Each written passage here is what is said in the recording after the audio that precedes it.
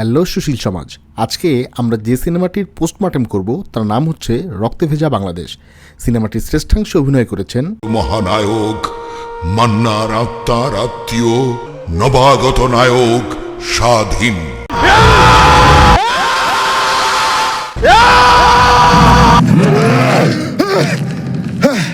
আমি তোমার সন্তানের মা হতে চলেছি। সিনেমাটি শুরু হয় লাল শাড়ি কালো ব্লাউজ পরিহিত এক নারীর অত্যন্ত আবেগঘন একটি দৃশ্য দিয়ে। আমার অনাগত সন্তানকে তুমি স্বীকৃতি দাও। আবেগে যখন দর্শকের চোখের পানিতে গাল ভিজতে শুরু করেছে, ঠিক তখনই সিনেমাটির নির্মাতা সুচারু দক্ষতায় মেটাফোরিক সিনে ব্যাকগ্রাউন্ডে মানব ঝর্ণা দ্বারা মাটি ভেজানোর দৃশ্য দেখিয়েছেন,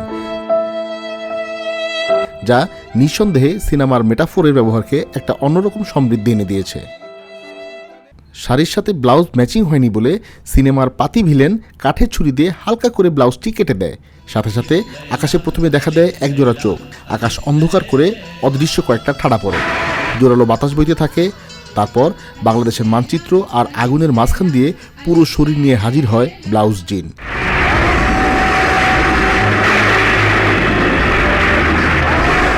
চেরাগের জিন অট্টহাসি দিয়ে চেরাগ থেকে বের হলেও ব্লাউজ জিন দুইবার এই এই শব্দ করে তার আগমনী বার্তা দেয়।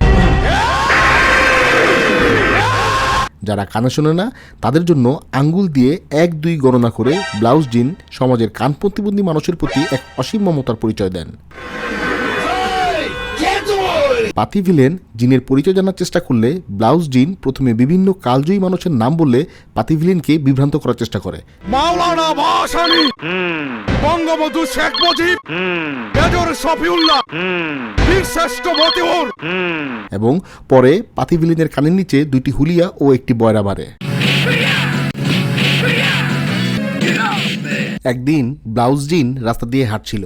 ওই একই রাস্তায় একদল লোকাল লাল এলিয়েন আপুকে মেশিন ভেবে মেশিনের কলকবজা নষ্ট করার জন্য ধাওয়া দিলে ব্লাউজ জিন প্রথমে স্কুল ছাত্র ভেবে সমাজের সুবিধাবঞ্চিত এলিয়নদের পৃথিবীতে নারীর গুরুত্ব ও ভূমিকা তুলে ধরে।